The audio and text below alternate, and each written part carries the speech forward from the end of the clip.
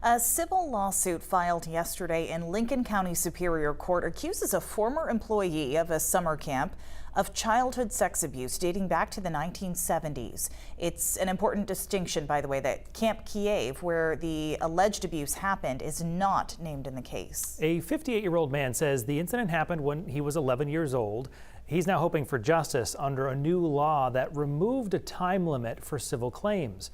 News Center Maine's Vivian Lee tells us more. After nearly 47 years, a man who says he was abused as a boy is out for justice. It seemed to me like it was time that he had to face some consequences. News Center Maine is not naming the alleged victim, who spoke to us by phone from Oregon. A lawsuit filed Thursday claims the incident allegedly happened in the summer of 1976. The plaintiff was 11 years old and attending Camp Kieve, a wilderness camp on the shores of Damariscotta Lake. He says the camp's assistant director, Bill McCook, invited him to his home, located next to the camp property. Tim Kenlin, an attorney with Berman and Simmons, represents the plaintiff. Took him to a couch in the living room and then asked him if he could give him a back massage. He didn't feel the ability to reject this. The lawsuit alleges the plaintiff was then sexually abused by McCook, but he was able to leave when the camp's dinner bell sounded. The plaintiff says he told another camper who had initially warned him about McCook. I told someone in real time. That person confirms that it happened.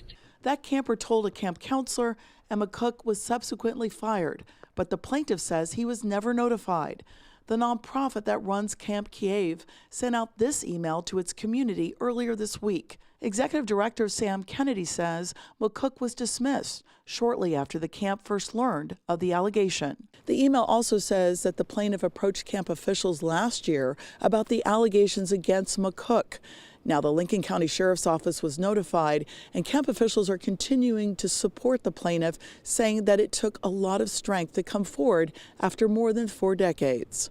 The camp, which was not named in the lawsuit, says KWE provides extensive sexual harassment and abuse prevention training for all staff and routinely reviews protocols to ensure that every member of our staff is prepared to care for every person who attends our programs. That they really have done a lot toward the goal of preventing these types of incidents from happening and also helping its community heal. The plaintiff says the alleged abuse caused chaos and pain in his life for years.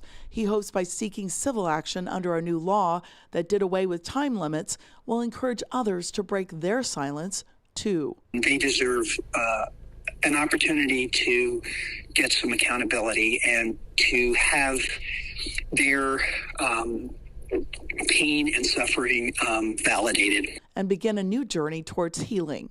In Nobleboro, Vivian Lee, News Center, Maine. McCook, who lives in Damariscotta, did not return our request for a comment. That entire email from Camp Kieve is available on our website and our mobile app.